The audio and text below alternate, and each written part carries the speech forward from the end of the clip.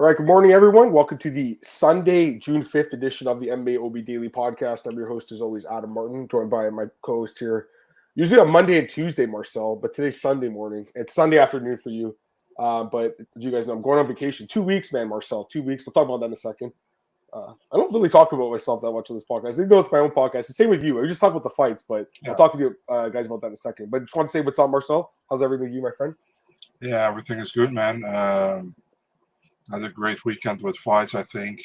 We're at the UFC. We're happy they were back after a week without fights. I know there are other organizations, but in my opinion, nothing feels like a night of watching UFC fights. You know, it's just, and it's not like that. I think other promotions are not that great, but just the all-around feeling is just made way different. In my opinion. So yeah. Same with you, man. I mean, really, it's one of the highlights of my week every week to watch the UFC card. You know, I have no problem saying that. A lot of people would be like, "Oh, I'm going to skip this card. I'm cool. I'm cooler than you guys. This card sucks." Marcel, this is the highlight of my week, honestly. I love watching the fights, man. You know what I mean? I watch it with my family, which is nice, you know, the kid and the woman. So it's nice, Marcel. You know, it's always nice watching with friends, too, but with COVID, it's hard to right now, right? But in the future, hopefully. What are you going to say? Yeah, and definitely if it's a great card, you know, so that's... It's a fun card last night, I thought. I mean, on paper, I said it was going to be decent. I think it turned out to be pretty good. You know, probably better than I expected. To be honest with you, Marcel. To be honest with you, Marcel, there was more knockouts and submissions than I expected, which is always a nice thing. But yeah, so we'll talk about that today, guys. So yeah, just let's run down today's schedule. So again, it's a little bit different this week. I'm not here tomorrow and the next day. So no Monday, Tuesday this week, as you guys know.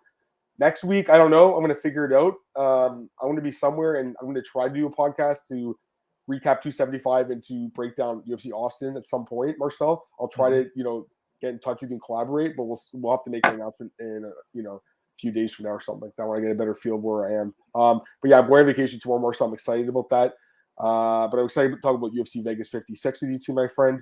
We'll be recapping that whole card. And then, so that's for an hour. And about a few minutes till 11, I'll end this podcast and start a new podcast for 275 preview. So that'll be today's, itinerary, Marcel. Let's just get some comments. We got Glenn. What's going on, Glenn? Regulars. I love the regulars. Joe is one of my favorite guys too. Thanks so much, Joe. I appreciate that, man. So Marcel, I'm going to, it's basically 13 days, I believe it is. So it's almost 2 weeks. I'm coming back. I was going to come back on the Sunday originally, Marcel. But that convinced Anita to come back Saturday in the afternoon so I could watch UFC Austin. Of course, right? Can't miss that card. Anyways, yeah. So Quebec City, Marcel, I'll be going there. Nova Scotia, New Brunswick, and PEI. So all these provinces in Canada. I'm excited, guys. It's going to be a crazy road trip. I'm looking forward to it. It was a good card last night, Joe. Nine finishes. A lot of finishes. My picks were pretty good. Your picks were pretty good too, Marcel. Honestly, it wasn't a hard card to pick. There was a lot of the favorites that won. Only 2 underdogs won. Always, when I have a good list of picks, I always think these were probably easy to pick, I know. And I like to pick a few underdogs every card, guys. I'm not necessarily I just pick the favorites. Just because someone should win doesn't mean that they will. That's the thing that we try to analyze here. I can tell you who the favorite in the fight should be. That does not mean that fighter will win the fight. You know what I mean, Marcel? Yeah, man, because, listen, man, we just look at the fights and what we think we are picking, what we think is likely going to happen. And then, listen, that guy or that girl or that guy can be a favorite in the fight. If we think differently, we will take the other one. It's very easy, Yeah, I agree completely. All right, let's get into today's podcast. So, like I said, recapping UFC Vegas 56. Start the main event, Marcel. I thought Alexander Volkov would win, but I didn't expect him to knock out Jairzinho Rozenstruik in the first round. So honestly, although I got the pick right, I was still surprised how it happened, right? I didn't expect the first round knockout from Volkov. Obviously great performance by him. I mean, listen, some people are going to say it's an early stoppage. I think the stoppage was fine, Marcel, honestly. Could have went a little bit longer, sure. I don't think it was the worst stoppage in the world either. It's just kind of one of those, it was an okay stoppage. It wasn't a great stoppage, but it wasn't a bad stoppage. Listen, I know these guys want to go in their shield, but it looked like he was out, man. He fell down to a knee at one point. Herb Dean's right there in front of him. Herb Dean tends to stop fights earlier than later, Marcel. I think we can agree on that. He's unlike Mario Yamasaki. He used to stop fights a little bit later. What are you going to say? Unless Murtaza is fighting CB Dalloway. Okay, that was late. But I'm thinking about Brown favorite. You know what I mean, Marcel? White Morocco. Yeah, exactly. Remember the hammer fist, Marcel? Yeah. He stopped the favor. It was just like, why did you stop the fight? Anyways, yeah. So Volkov looked great. I will say, Marcel, getting knocked out again like this to me is a little concerning for Rozenstruik. That's 2 brutal knockout losses, Marcel. I understand.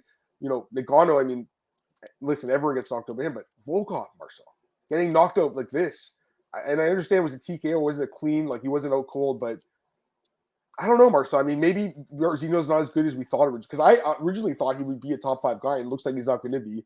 Volkov's underrated, I think, for the most part. People just, over his career, I mean, I've underrated him too. There's been a lot of fights. Like, I didn't expect him to beat Verdum or even over him, Marcel, but like now I know he's a pretty good fighter, and he's not elite, Volkov, Marcel, but he's just under that top 5, whereas Rozenstruik, I guess he's top 10, Marcel, but like, I don't know if he really is, to be honest with you, because Augusto Sakai is not a great fighter, and really that's his best win other than, I guess, Overeem or JDS, who are, again, basically retired, not retired, but I mean, they're not really active. JDS, I know he just fought, but his shoulders, he's going to be out for a while, and Overeem's like in wrestling now. So I don't know, Marcel. I mean, I like Rozenstruik. He's a nice guy, great personality. I like watching him fight, Marcel, but I feel like he's more of a like 10 to 15 range. I don't think he's a top, like a legitimate elite guy. So that's my thoughts on the fight, Marcel. I'd like to hear your thoughts on the main event.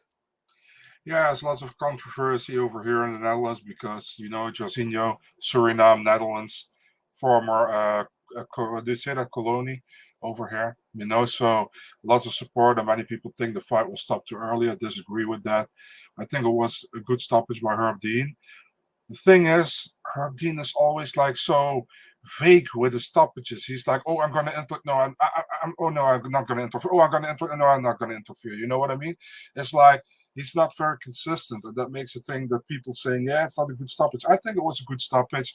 I feel like Volkov was tagging him.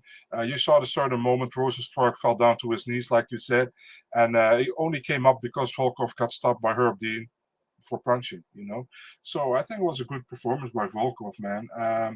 Volkov, yeah, definitely underrated. I still don't feel Volkov as a top 5 guy, to be really honest, But I still think you're muted, dude. I'm so sorry. I do what you did what you did last week. I'm sorry, Marcel. I was gonna say he's in the 5 to 10 range for me. Yeah, for me as well, And I think Rozenstruik, he is too much focusing on his one-punch knockout power. That's what I feel with Rozenstruik, And you saw at a certain moment he had that flurry over Volkov. He touched him, but he couldn't get him out. And then he backed up. The moment he backed up, Volkov went after him and he finished him. Yeah. So for me, it's like a great win for Volkov. I think Rozenstruik likely gets a fighter in the top 10, top 15 range over there too. And then he has to win, because if he doesn't win, he's likely going to the bottom of the top 15. And for Volkov, yeah, it's difficult, man. I feel like with this win, he should either get another guy between top 5, top 10, or maybe if there is an opening, he can fight somebody in the top 5. But the thing is with Volkov as well, and actually the same with Rozenstruik, man. Those guys both have some good chances to get in that top 5. And Volkov was at the top 5 at a certain moment. Rozenstruik as well, I think, before them got in the fight. Yeah. But they fail against the top 5 guys. So I don't know. Listen, if Volkov gets another top 5 fight, I have no problem with it. But I wonder against who. So yeah. I got 2 names for you, okay? So yeah, for each guy. So I think for Rozenstruik, Tabura makes sense to rebook the fight, right? First off, they're supposed to fight again. Now they're both coming off of a loss to Volkov. It just makes sense, right? And they're both like ranked beside each other, I think, in the division right now. So that fight makes sense. And yeah, they are actually 8 and 10. Volkov, Marcel. Here's my thoughts on this one. Yeah, Alexander Romanov. I think Romanov. The fact he called out Sakai and didn't get the fight, I think it shows that the UFC is going to give him a step up the ladder. And I think that, with Pavlovich getting to fight Lewis, they're giving these guys opportunity to fight the elite guys. Like Tuivasa is fighting. Oh, I guess he's ranked higher, but he's fighting Gon. Aspinall's fighting Blades. And I think that, it's time to give Romanov an opportunity to fight someone really good. Like even Jailton's getting number 12, Abdurahimov. You know what I mean, Marcel? So I think they could do this fight, guys. Volkov, Romanov. I mean, listen, Volkov probably deserves a bigger name, but there's no one available, That's the fight to make, Marcel. And it gives Romanov a chance to break into the top 10. Because at that point, Marcel, if he beats Volkov, if he just takes down Volkov and dominates him, Marcel, we're talking about another contender, I think we already think that about Romanov, but I'm just saying, he needs to get that big win. So let me get some comments here, Rudy. What's going on, man? Glad to have you here. Joe thinks it was a good stoppage. I think it was fine too.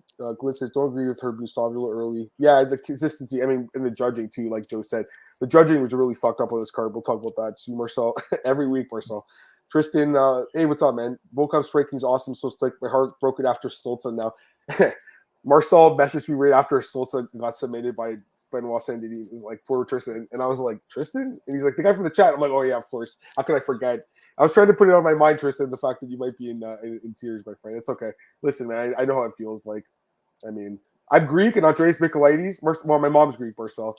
So I'm half Greek. Really, I'm Canadian, right? But Andreas Michailidis is our only Greek fighter, and he's not very good. So it's like, yeah. And that was like, we had another one years ago. Who was that? Who fought against Taisumov and got knocked out? Andreas Christodoulou. Yeah. Christodoulou. Yeah. He was not very good.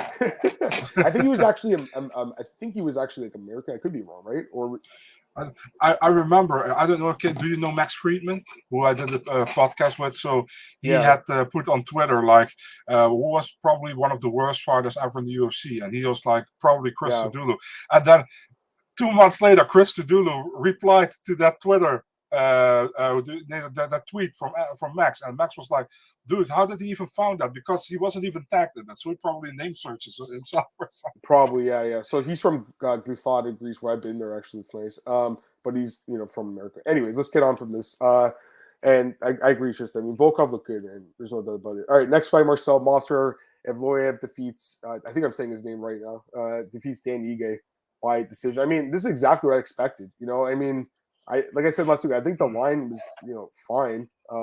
He was like minus 400. That's fine. I mean, Dan Ige is a good fighter, but Movsar is like a legitimate contender, guys. Like, he's really good. I've known this for a while. I know you have too, Marcel. So, to me, this fight went exactly how I expected. Your thoughts? Yeah, I mean, I think it was a complete performance by Movsar, man. I was really impressed with how he fought, how easily he actually defeated Dan Ige. Ige is a tough guy. He always comes to fight. But it was just a dominant performance, man. And I really want to see Movsar against a top 10 guy next. Yeah, I mean, listen, he called out, who was it? Arnold Allen, obviously. I mean, listen, that's a great fight, but I feel like Allen also deserves to fight one of these top guys, Korean Zombie wants to come back and fight again. He's going to have to fight, I think, one of these two guys. That's what I think, Marcel. And then, obviously, you have Bryce Mitchell there, too, Also, Giga's there. Those are the only guys that are available that are ranked in between everyone. Also, obviously, Volkanovski and Holloway are fighting in a couple of weeks. I mean, the loser of that fight, could be in play. I mean, especially with Holloway, like I could easily see them matching up, like Allen with Holloway or something like that. So I mean, there's a lot of matchups here. Honestly, I think the Mitchell and Evloev fight would be a lot of fun, Marcel. Two grappling heavy fighters. I think that'd be a good fight. But I mean, any of these guys can make sense. Also Calvin Kattar and Josh Emmett are fighting. I mean, there's a lot of contenders fight. Brian Tagan and Rodriguez, Marcel. Like, this division is on fire right now, the featherweight division, and I think he'll get one of these guys, like in the top 10, obviously. It's just hard to say because there's just so many moving parts right now. Any thoughts? Yeah, like you said, it's a lot of people who can fight each other and what is possible. I'm hearing that Topuria Barbosa, that you're still trying to book that one. So there you got two already away. Yeah. You got Burgos fighting Jourdain. You got, like you said, Emmett fighting Kattar. So there's a lot of things going on in that division. And I think featherweight, maybe alongside with bantamweight and lightweight, one of the best divisions in the sports right now, And yeah, amazing. You got Jair fighting Ortega. So I got great matchups there. Great matchups. The Korean Zombie's going to fight one of these guys. I think he'll maybe Arnold Allen more so, because Allen really could style on him, I think, especially after seeing get knocked out like by Volkanovski. Yeah. After seeing Allen destroy Dan Hooker. I feel like that's the fight to make. Now, let's get this comment. Guys like Allen, Bryce, and Movsar deserved high-ranked guys. Another reason why Yair and Brian doesn't make sense is because they should fight the up-and-coming killers. I'm fine with that fight, Marcel, honestly, because they're number 1 and 3. Like, I'm fine with it. They're 2 and 3, excuse me. They're like the next highest-ranked guys besides the two guys fighting for the belt. I'm fine with that fight. But in general, I agree with him. That's what I'm saying. Korean Zombie's the guy right now who's number 5. He has no one booked. He says he wants to fight again.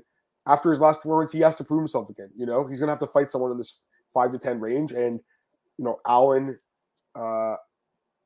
Giga's out there too. That's another guy we should mention. But also Bryce Mitchell. He also deserves a top-ranked guy, but they might have to start pitting these guys against each other. I mean, they were going to do Evloev and Topuria, Marcel, so I don't think they're against doing these fights if they have to, because it's just such a stacked division, right? So, Let me get these comments. Alan's rooms rolled himself out in London. Due to hand injuries. That sucks. Evloev grappling him should be interesting to see against Holloway and Volk. I don't think he's ready for the title yet, Marcel. I think he needs. Marcel is really good. He's 6-0 now, right? But I think he needs in the UFC. I think he needs a couple more fights still before he fights for the belt. I think he needs to fight one of these guys in the 5 to 10 range, Marcel, and then you fight someone in the top 5, and then you get a title shot. And give him a fucking main event. Give him a main event somewhere on a fight night, yeah, and let us see how he does in a 5-rounder. Because, for example, I don't know who said this, but I feel like if you look at this card, we could have easily done Volkov Rozenstruik co-main event, Evloev against Ige main event, and an amazing world. We could have done that. I'd rather see that because these fights need 5 rounds. We didn't get a finish in that fight, right? I know. I'm with you. How about Giga Tricante though against Movsar? I mean, that's not a good fight. Main event, couldn't that be a 5-round? Yeah, why not? I like it. Yeah. Substitute scientist. Yeah, I know 13-1. I did call the one underdog, Marcel. Lucas Almeida called that. Well, actually, let's go right into that right now. That's the next fight. So yeah, I mean, I did predict it, Marcel, plus 200 underdog. So I picked 4 dogs. Only one won. Only one won in the card. I mean, other than if you count Carolina, she was kind of an underdog. Not really. It was basically a pick 'em. It was a chalk heavy card. If you made a parlay last night, you probably won some money. But the thing is, most people parlay Trezano. I really hope you guys didn't. I saw something special in this Lucas Almeida guy, Marcel, on the show. I think he looked great. He just he did too much in the first round and just got tired. He was putting on too much of a show for Dana White. He made the adjustments. He went back to jungle fight. He's gotten better. Comes in here against Mike Trezano, gets dropped in the first round, gets back up, keeps fighting, drops Trezano, I think, in the second round, then drops him again in the third round, Marcel. 3 knockdowns in the fight. Fight of the night. Great fight. Great UC debut. Nice to hit an underdog, Marcel, plus 200. So Lucas Almeida gets the win. Like I said, Trezano is a decent fighter, Marcel, but I told you I had question marks about him, Marcel. I still do. I mean, I don't think he beat Klein. I don't think some of those other fights, I know he won the split decision, but they were very competitive fights. So I don't know. Everyone kept saying Trezano's going to knock this guy out. I'm like, why? He's never shown any sort of knockout power. So it is what it is. Anyways, Marcel, any thoughts on this fight? And I'll get into it. Yeah, I think Almeida started really well, and then he got knocked down in the first round, and Trezano was actually pretty close, but he didn't went through with it. Second round, Almeida knocks him down, won the round. I kind of feel like that headbutt wasn't a clash of heads, was a headbutt to me, what he did there, And I feel like it was, people say it was not on purpose. I kind of feel like it was, but okay, no problem. We went through. Third round, perfect finish by Almeida. A great debut. I think the deserved fight of the night was, in my opinion, the most competitive and most fun fight to watch. And that says a lot on this card because there were a lot of fun fights on this card. So I think deservedly fight of the night. For Almeida, yeah, I mean, you can book it with pretty much everybody because he's a new guy who won his debut. For Trezano, I feel like they give him another one because this was a fun fight, but he really has to watch out, because if he loses another one, he's probably done. Yeah, Trezano's just an average fighter, and I understand why he was minus 220 in this fight. It didn't make any sense to me at all. Big Hayes, what's up? Trezano's the bomb. I mean, that's harsh, but he didn't look very good after that knockdown. Really, besides the knockdown, he didn't look that great in this fight, Marcel, in my opinion. He's too hesitant, in my opinion, all the time. Way too hesitant. Yeah. Of course, I didn't watch the section of the video. Would have been 14-0. I mean, I think some people maybe went Peru, but that's the fight that tripped most people up. I mean, it was close to the shatter realm banger fight. He sure was, man. Next fight here. I mean, this is one that I don't know. Botello, I wasn't sure about it at all. I know you made the right pick, Marcelo Silva. I mean, I really wasn't sure. That's the thing. I got a pick up on you guys in the pool on Almeida, but I lost a pick here because most people picked Silva, and I should have trusted that slight chalk here with her. I mean, Botello's just not good. That's what it comes down to, Marcel.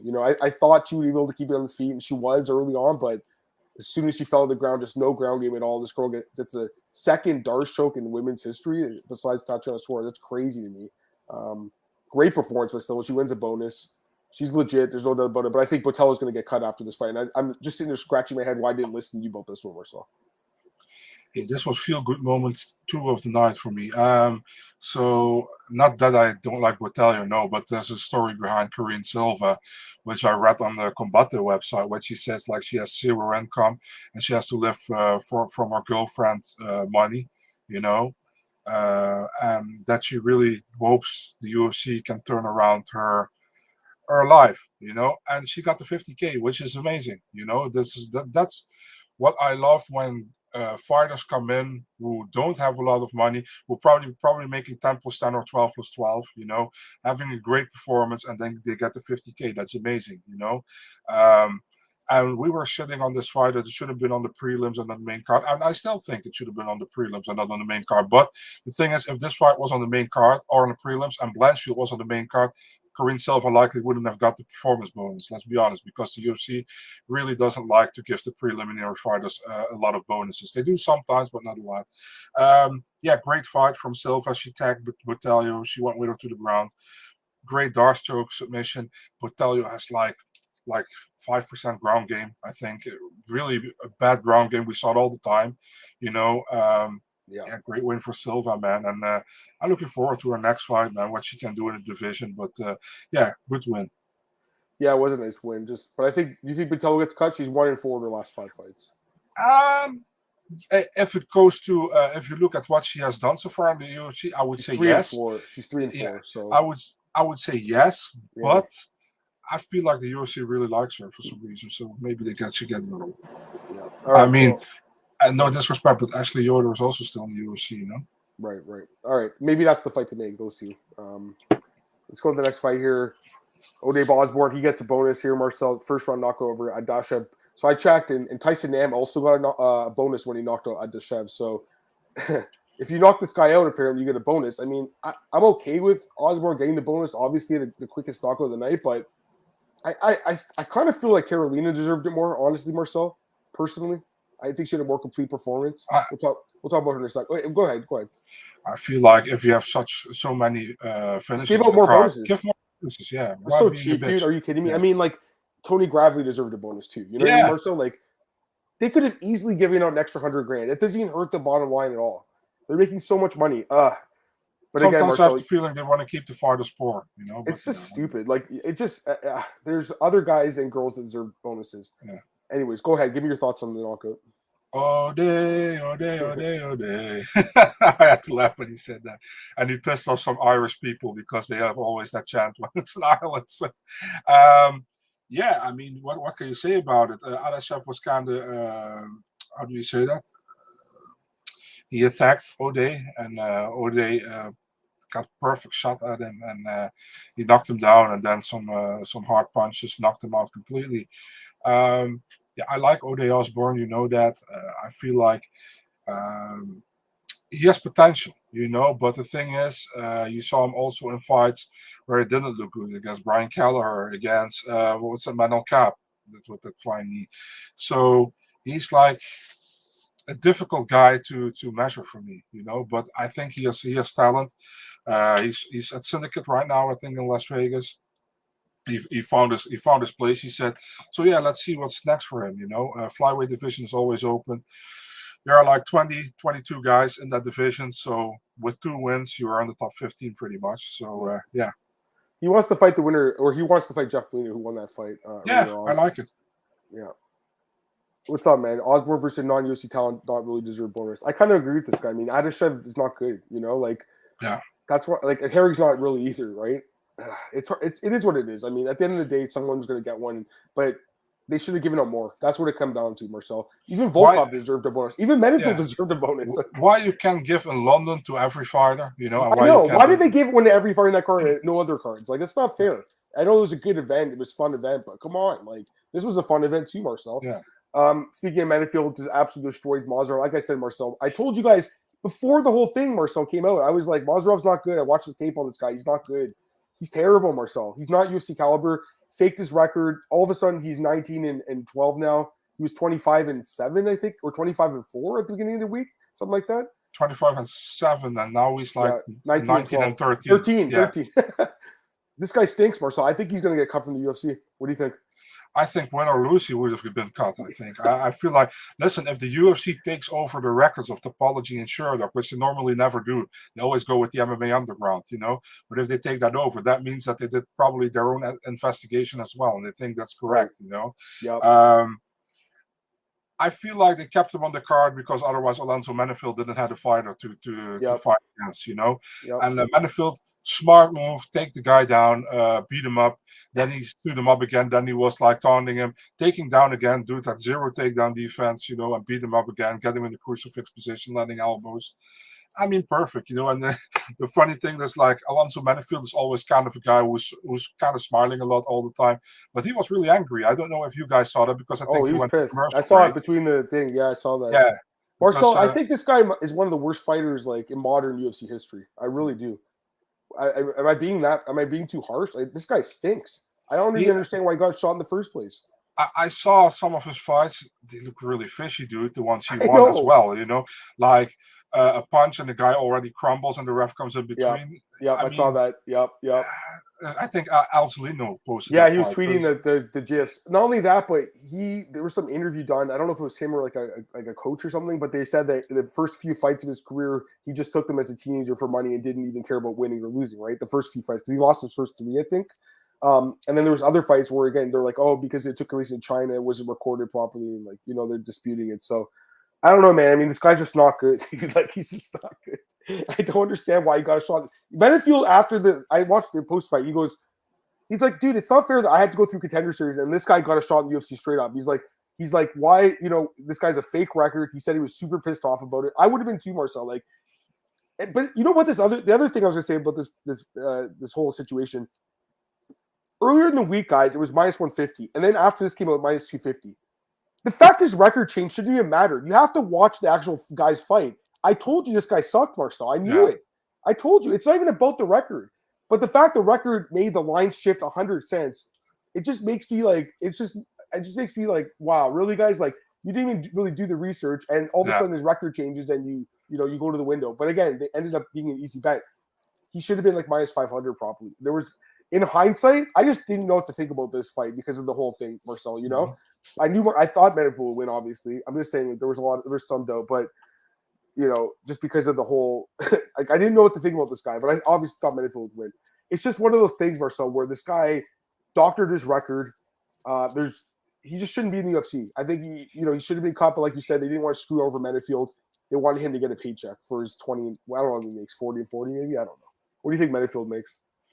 I would say 25. I don't think he makes much more. This is terrible. And I would be surprised. Yeah. He should have got more for this fight. And Safe gets some of it. Obviously, he's coach and manager.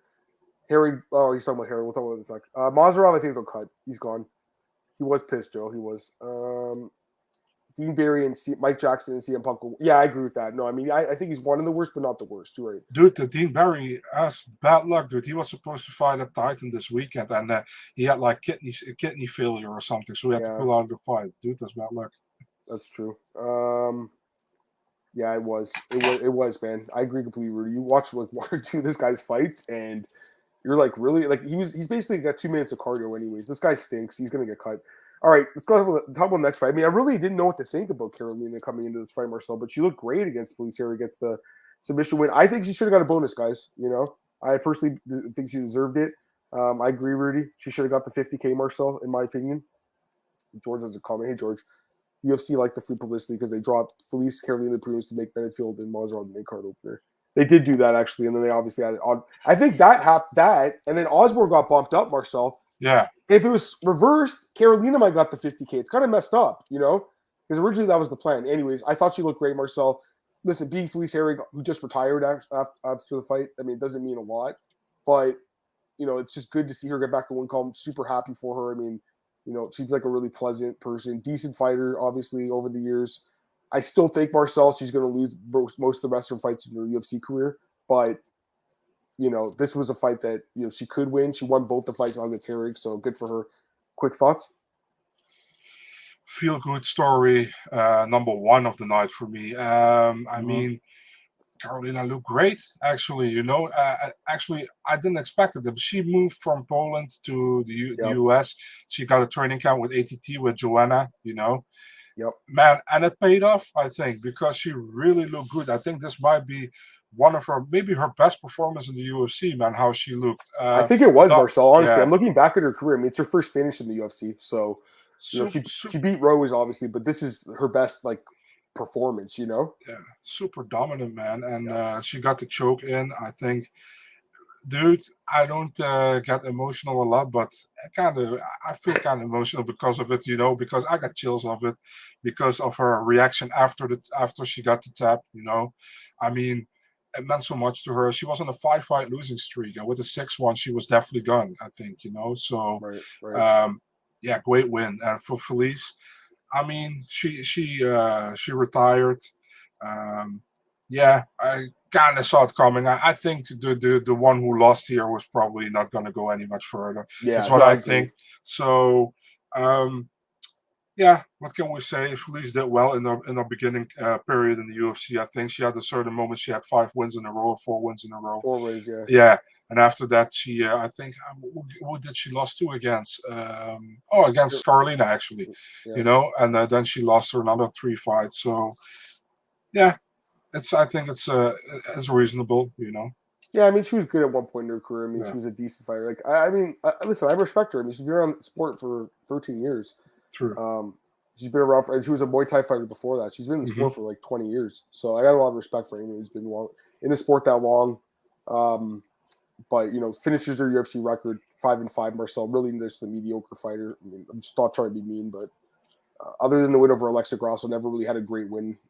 Marcel. So overall, I think the best one. Decent career, 14-10 record, decent. I mean, she's over 500, but I'm not saying she's. A lot of people are calling her a legend of the sport. No, women's MMA. I don't really agree with that. I mean, pioneer, you could call her, I guess. She was one of the first, but legend of women's MMA, I've seen that. Do you agree with that, Marcel? No. Pioneer, though, you okay with that one? Even that one, I'm like, it's a little bit of a stretch, It's you got to actually find a word in between legend and pioneer. You got to find a word in between that. It's like a mainstay, maybe. Yeah, that's a good word. Yeah, you know what? I like that word. Because she was in Bellator before too, Marcel, and Invicta, like mainstay of women's MMA. I like that, Marcel. I think it's a really good way to put her because I'm with you. I don't think I consider like if I'm thinking about the pioneers of the sport, I don't really consider one, but she has been fighting a long time too. So you're right because I mean 2009 is like women's MMA been happening for a while at that point. Marcel. So, but in combat sports because she was fighting Muay Thai before, I can kind of see it. Hey, Beercha, what's up, buddy? There you go, Marcel. Your boys here. A couple other fights here, guys. Okay, well, let's talk about this one. Joe Solecki somehow wins a majority decision over Alex De Silva. Listen, like, this fight is as clear of a day as a draw you'll ever see one. This is the easiest draw you could ever score. First round, 10-9. Silva, he drops Solecki. Second round, 10-8 because of a point deduction. I'll talk about the second round in a second. And then the third round, clearly Alex De Silva won that third round. Clearly, okay? So first and third were De Silva. The only real question is if the second round is a 10-8 or 10-7, because remember, 1 point deduction for grabbing the fence, which was a good job by Chris Taglioni, by the way. For me, Marcel, he only landed 3 significant strikes in the round. So remember that fight with Sterling and Jan? Everyone kept saying it's not 10-8 because he didn't do enough damage, even though he had back control and dominance. Like, because if you look at your Solecki had 4 minutes and 40 seconds of control and 2 submission attempts. So that's really pretty dominant. But only three significant strikes, Marcel. So for me, if you're going to say that fight, you kept saying that fight's not 10-8, and they keep saying, the definition of damage and everything over control. Well, to me, Marcel, this is a 10-9 round. It's not a 10, it's not a 10-8 round, and then obviously the point deduction. So as far as the scorecard goes, I think it was an easy 28-28. I don't understand how you got the fight any other way. I don't agree with the second round being 10-7 by one of the judges. I don't like that. It's just inconsistent, because we've just seen so many more dominant rounds don't get 10-8. Even on this card, the Renaud guy, I don't think he got 326s, and obviously deserved it. Just inconsistent. And then the biggest problem with the fight is Sal D'Amato scoring the third round for Joe Solecki. It's complete fucking garbage. How did you score the third round for him? This is just wrong. This fight was a draw. At the end of the day, I'm glad one of the guys got a win bonus, Marcel. Yeah, because exactly. UFC would have. I know. I saw your tweet. I just think it was just fucked up. Like, this is 28-28. It's clear as day to me. And at worst, it's 28-27. You can't have 29-27 in this fight. You can't. That's a fucking bad scorecard. Go ahead, Marcel. I'm pissed. You know what I would like if there was a draw that you do the win bonus from both guys, put them together and do it divided in two and give either one something. You know what I mean? So Yeah, the first round was for Alex da Silva, a 10-9 round. The third round was also Alex da Silva, 10-9. And obviously, Sulaki won the second round. And would be 10-8 because of the point deduction, indeed. I think, by the way, you're complimenting Tononi, but it was probably his only good thing he did that night because he failed many times, like other referees as well, with taking points. Overall, people were like, is it surprising that he didn't stop the fight while taking a point? It's actually not. It's been done before. I think we saw it in the Ortiz-Evans 1 fight years ago. Mm-hmm. And I saw recently, I watched some older The Ultimate Fighter, and I don't know if you can remember that. Was, I think, Frankie Edgar against BJ Penn, and it was the dude who got a point deducted, and he still won in the how do you say that? In the sudden victory round, which was complete bullshit. He was even surprised. That also was Mazzagatti, by the way, ref. So it happens, it happens because you don't have to stop the action. And I think the draw was because I said on Twitter as well, there can only be two outcomes: a draw or Sulaki gets by for some reason, With 28-27 though, how can you get 29-27? You cannot give him the third round this fight. He did not win the third round. I fully agree with you, dude. But it's Sal Diamato, and he watches fights with his back instead of with his front. So what can you do? Yeah, no, man, it's 28-28. This is the easiest fight to score in the history of fights. I saw the media scores; they all copy each other's Sherdog. They just copy each other's scores. They're like 4 of them are from Sherdog Marcel out of like the 6 or 7.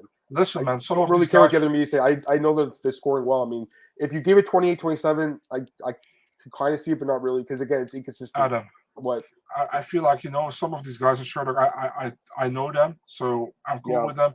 But the 3 scorecards all the time with Sherdog in one tweet, sometimes it's kind of pathetic, dude, to be really honest. Then you see it's almost impossible to score around 10-9 for one guy, and all 3 of the guys have a 10-9 That's impossible. You just agree. I used to work there. I mean, they would just agree with each other. I'm like the only. Anyways, it doesn't matter. I agree completely with George. People who defend these charges make things worse. These judging apologists are the worst people on Twitter. They're just awful. Like, guys, stop. You know what I mean? No one here is like that at all. Thank God. You know what I mean? Thank God. I gave some credit to the judge last night because I think he's the only. Michael Bell is a great judge. And I looked. You know what? When you sent me the link, I looked at his MMA decisions. Like the ones that he was on the other side. Those are all fights that the other guys should have won. Like Eric Anders, Punahele Soriano, maybe. You know what I mean? Like damage. He is a good judge. He's favoring damage, which is the right thing to do, Anyways, let's go to the next fight. I'm tired of talking about this stupid Saudi model. Damon Jackson defeats Dan Ige. I mean, Marcel, easiest fight to call on the card, really, I think, And I think we called perfect, yeah. I just think, again, it was a bad fight to take. Like, you knew your guy was going to lose. He's a minus 800 favorite, Damon Jackson. He's obviously going to win the fight. Argued is not bad, but again, just too small, Marcel. And anyways, I thought it was kind of funny that Safe and what's his name? Cub Swanson. Yeah, they were going back and forth in the corner. Now Damon Jackson, they were like, hey, do you want to fight him? And he's like, I'll fight Cub Swanson, but Damon actually wants to fight Darren Elkins next, which would be an amazing fight, I think. Just an easy fight, Marcel. And Cub Swanson really, I just think, Damon, I don't know if you saw his post fight. He goes, maybe Cub's not a very good coach. Why is he talking shit during the fight? Like, we're trying to focus on the fight, man. He was talking shit to me. Like, listen, that's part of the game, Marcel. But that's why Save was telling Cub to shut up, because he was basically talking to Damon during the fight. Like, Damon's trying to focus on the fight himself. I mean, it's kind of weird. Like, you should be focusing on getting your fighters better opponents, because this was a horrible matchup for this guy. Anyways, give me your thoughts, Marcel. Yeah, man, it pretty much went where we expected it. Damon Jackson just too big for Argueta, and I think Argueta did well in the third round, by the way. I think she did much better. Could have won that round. Was kind of 50-50, but first and second round clearly to Damon Jackson. Back control wasn't dominated that fight there. An expected win for Jackson, I think. And for Argueta, I'll be sure he will be fighting about the weight next. Right. Honestly, Jackson didn't look good. I mean, he didn't look like a minus 800 favorite. I'll agree with that, but it was still an easy fight. Like, even though it wasn't, because it was just the size difference more so. It's a bantamweight against a featherweight. Again, I just think it was such a bad fight for this guy to take. Don't you think it's crazy we've never seen new judges coming through? Because so James Lynch, who's a good friend of the podcast here, Johnny the Greek and Nick Kalikas, they have a new show right on Fight Pass, and I watched their show and they were talking about it. I completely agree with Johnny. He goes, Johnny's like, These guys have a great job, guys. What are you talking about? They get paid to watch the fights. They get a front row seat, and they're still fucking it up. And it's not even about your wins and losses, because like Johnny said, and I agree with Johnny, because he's been in the trenches batting for a long time. The wins and losses usually balance out. I mean, sometimes it feels like, you're on the wrong side of splits more. That's what it feels for me right now, honestly. But they usually do balance out. You'll get ones in your way, like Jeff Molina. I wasn't sure if he should have won, but he won, But the thing that comes down to, Marcel, is they're fucking up people's careers. And then, like, that's what Nick was saying. He's like, you look at a guy's record 2 years from now, you're not going to really remember it was a shitty split decision. You know what I mean? Like, I'm thinking, Jay Collier. Like, that one's such a bad – and he lost his win bonus. Like, these guys they're fucking people's lives up, Marcel. And – I think Michael Bell also scored for Collier, right? He's the only guy. Yes, he was the only one. 30-27 too. I mean, listen, these they're just ruining guys' lives, Marcel. That's what it comes down to. They have too much power, and they don't have enough.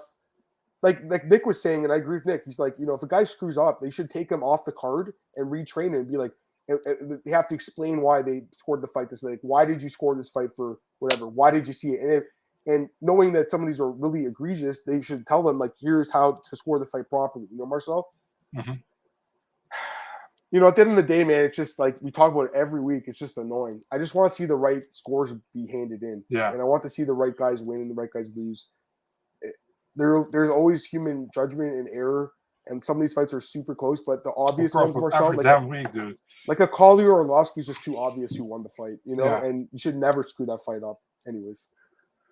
Let's go to the next fight here. Your boy Marcel, Benoit Saint-Denis. Actually, my boy. I guess he got the Canadian name, but he's French. Benoit Saint-Denis. I kind of wish I bet on him now. I just didn't know how he'd look after that beat down right against Zlizzo. He looked fucking awesome, man.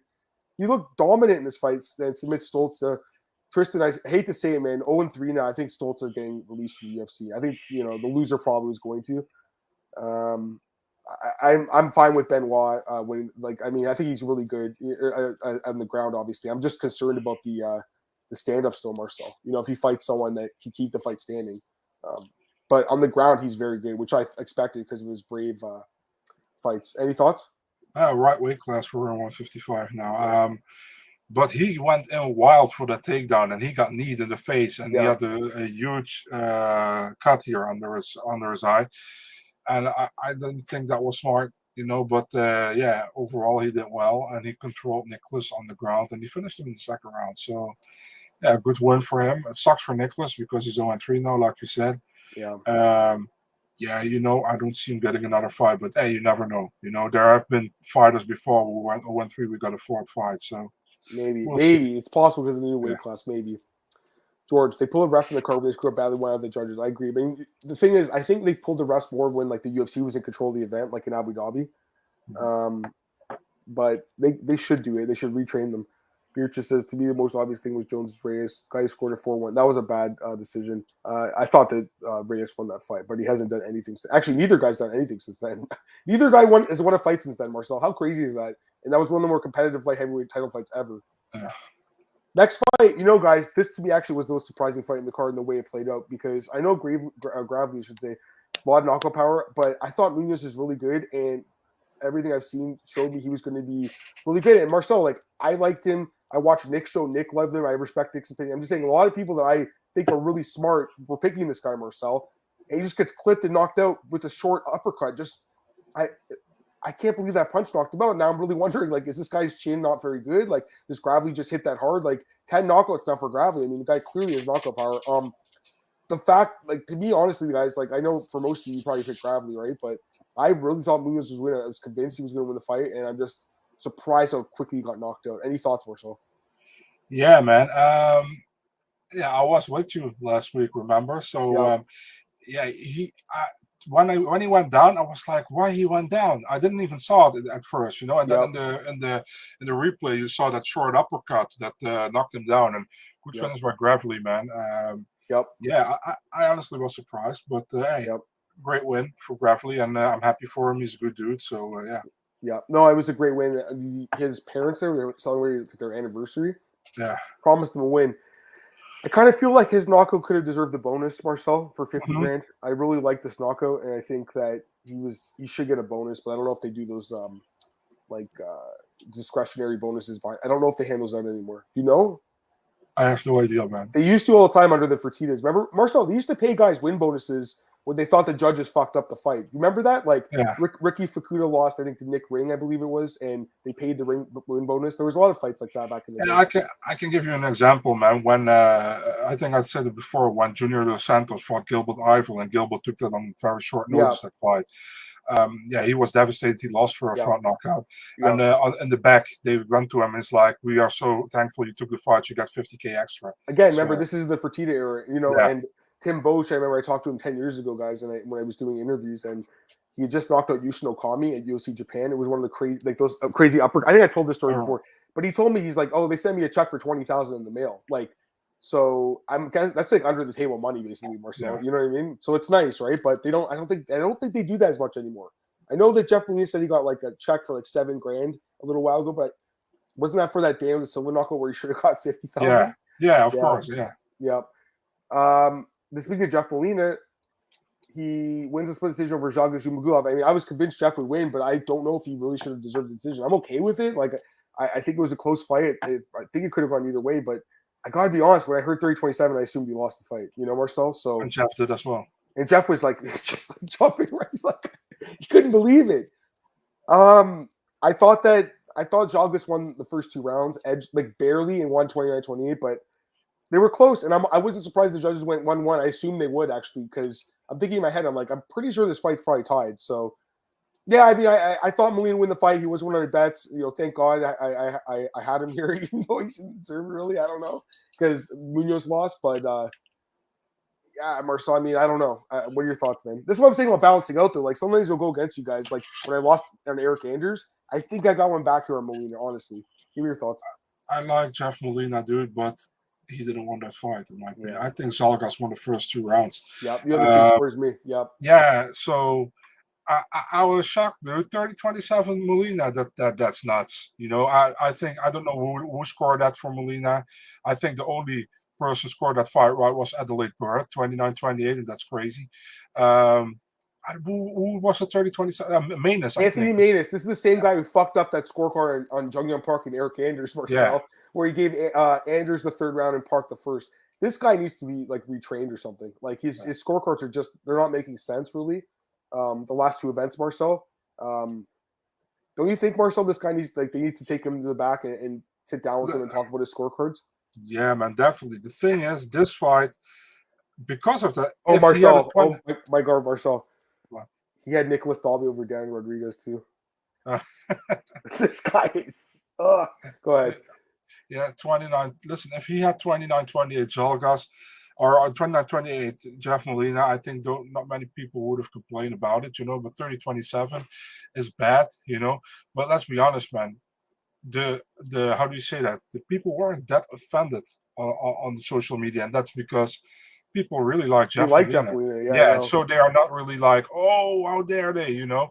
But I think Zhalgas won the fight, and it's pretty sucks for Zhalgas because he fought. I remember him fighting Paiva as well, you know. And he had do you remember him fighting Paiva? And he had a close fight, and I think he could have won that fight as well. And he also got on the bad side of the decision. So man, it didn't make sense in my opinion, but okay. He's lost all 3 of his decisions in the UFC, so I think they'll give him another fight, though. But yeah, I think you're right about Jeff. I mean, everyone likes him. I like him. He's a nice guy. Yeah, yes. He's a good fighter. Like, it's actually better, I think, that he won just for the division because he's kind of like still young and improving, whereas Zhalgas is kind of like he is what he is at this point. Mm-hmm. I just think it's one of those fights where we talk all the time where the first round the guy wins and the second round's close, so judges go, okay, I'll give it to the other guy to make it even, and then they can fight it out in the 3rd. And I just don't think that's the right way to score the fight. I think each round should be its own fight in a way. You know what I mean? Like, you just have to look at that round and forget about what happened in the last or the next round. You know, Marcel? That's my thoughts. I don't agree with the decision, even though it helped me out at the bank.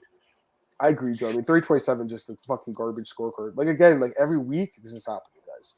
I'm okay with him winning 29-28, Marcel. If you wanted to, you know, give him one of the first 2, I guess you could make the argument. But all 3, I don't agree with it. George was offended. Hey, what's up, man? My petty account wasn't offending me either, but I think many people had Molina and their parlay, dude. So many people were happy with that decision. Yeah. All right, so the other 2 fights, Renat Fakhrizadiev defeats Andreas Michailidis, but decision. I mean, just completely dominant performance. But again, Marcel, two 10-8s in the third round, but one guy gave it 10-9. Where's the consistency here? It's just inconsistent. Clear as day 10-8, Marcel. It's a 30-26 scorecard. I don't understand. So I know it was a different judge, but still, guys, let's just get it right here. You're going to give 10-8 to 10-7 to Joe Slecki and then not 10-8 to Fakhretdinov. I don't agree with it, Marcel. Any thoughts? Yeah, man, I feel I agree with you. Rinat, I think it was a good debut by Rinat. A lot of faults by Michailidis by cage grabbing in the first round. Oh, yeah. How is a point not deducted for the? Yeah. This should be 30-25 now. You think about referee didn't do shit. He just said, "Don't grab the cage. Don't grab the cage. Hey, don't grab the cage. Please don't grab the cage." I was like, "Shut the fuck up and take a point." So yeah, and the fun thing is also in the Volkov corner we had the legend Oleg Taktarov. Yeah, the Russian UFC 6 tournament winner. Yep. Inaugural Pride 1 tournament he fought as well. So I think that's fun. I always like it when I see these older guys who pretty much were like pioneers for MMA and in the UFC, to see them in somebody's corner. And I think Taktarov, we didn't saw him for a long time, so it's great to see. Yeah. But overall, good win for Rinat in his debut. Pretty dominant, and I like to see what's next for him, man. I'm just looking at MMA decisions, just looking around at some of the scores last night. The Selecki fight, the guy was right. I mean, again, I think 4 Sherdog scores are from there, but for Selecki. But if you look at the fan scores more so, 63% had it draw. So, yeah, I think that's the right way to score that one. Last fight, Marcel, Erin Blanchfield submits JJ Aldrich. I obviously had bet on Aldrich here in the parlay. I mean, I think most people did. Mm-hmm. And honestly, Marcel, I'm like, she's probably going to lose this fight. I mean, she was losing. But then Aldrich makes a mistake, leaves her neck out, gets choked out. Erin Blanchfield was the real deal. I mean, how aggressive she got there when she saw the finish. It was amazing to see. I just think that Aldrich looked pretty good too, and I was kind of worried that this girl might end up taking a loss here, Marcel. I don't know. Any thoughts? Yeah, because I feel like I was actually kind of surprised, man. Not surprised because we know Aldrich's stuff, but I feel like JJ Aldrich did really well, man, in that fight. Yeah. And she was actually, in my opinion, she was winning until she got she got out of balance, and Blanchfield did perfectly, grabbed the submission, and she tapped her, I mean, but it was very much needed for Blanchfield because she was behind on the scorecards, in my opinion. So. Good win for her. And the funny thing is, the fight where she didn't look the most dominant is the fight in the UFC where she got the finish. So it's actually crazy. You're just suggesting Rinat and Ponzinibbio. I mean, listen, it'd be a good fight, but I just think Pereira had to win 5 fights in a row to get a shot at Ponzinibbio. Now this guy comes in on 1 win over one of the worst guys in the division. I think he's got to build his way up the ladder. Even though I think he looked good. You agree? Yeah. Oh yeah. Glenn said Rinat. Oh yeah, he has 2 different records too, Marcel. I don't know if you saw this. He's got 2 losses on Tapology. Yeah, UFC stats says about 19-1. Okay, no, I didn't know. Yeah, and he's 20-2, I think, or 21-2 on. Yeah, can you show? Yeah, I'm going to show you guys. Let me show you guys. He has 2 records, man. He does. They took away a loss, which is interesting. I'll show you one sec. Pulling it up here. I just noticed this morning too when I was reading an article and they had the record at 19-1. So I was like, okay, this is kind of weird. Look, 19-1. See? Yeah, so actually, Rinat DM'd me, I think 2 or 3 weeks ago, and he was telling me, I only have 1 loss, and on that record side are 2 losses. It's not true. And he has 2 extra wins here, too, though. 2 extra wins and 1 extra loss. Yeah, he's like, that's not correct. He says that those were not, that was an amateur fight, he said. Right, I think probably this one was an amateur fight right here, probably, eh? Yeah. So I was like, I say you have to put in an email to Topology, and you gotta prove what's up. You know what I mean? Let your management do it. So, but I haven't heard from him back. He said thank you, but he hasn't said anything back. I'm just looking at they should look into this more because I think what's going on here is these were 2 fights in the same night. Maybe they were 3-round fights and not 5-round fights. Maybe or 3-minute rounds or something, or 2 rounds instead of 3, Marcel, because they were because it's 2 fights at night. I don't know. Maybe he's got to look into it. Maybe these 2 fights are amateur fights. These first 2 ones. Maybe it really starts here. It's possible. Not sure, but it's kind of weird though that there is a different record for the guy. But yeah, I just wanted to show this to you, Marcel. Close that. Thank you. Yeah, hey, what's up, man? JJ, man, she looked pretty good. I thought. I really did, Marcel. To be honest with you, Chagas is amateur style, couldn't complete his takedowns. Yeah, I mean it was close. Hey, what's up, Daniel? Erin Blanchfield destroyed Maverick. She's really good, man. Blanchfield needs to run out of box. Yeah, I mean, I agree. The striking was. Listen, Aldrich is a good striker though, but she got outboxed for sure. And he was on Lazaz. I have no idea. I don't think they've said he hasn't been cut though. Just that one media member is going after him that day, but I don't think he's been cut. All right, I think we're going to end this podcast, Marcel. We're going to start a new podcast, guys, to break down UFC 275. So, Marcel, just quickly plug the stuff, and then we'll go to the next podcast. Okay. Go ahead. Oh yeah. Do I have to say where you can find me or whatever? Yeah, do it now because it's going to go on Apple and stuff. Yeah. So yeah, you can find me on Big Marcel 24 on Twitter and Instagram, and obviously you can find my work at eurosport.nl mixed martial arts section. Right. So I'm at MMAOddsbreaker.com, bookies.com, myMMAnews.com. This podcast can be found at MMAOddsbreaker.com. It's on their YouTube, on the website. It's on iTunes, Spotify, all those places. We'll be back in a few minutes, guys, for the special edition UFC 275 breakdown. Until then, we'll talk to you soon. Peace.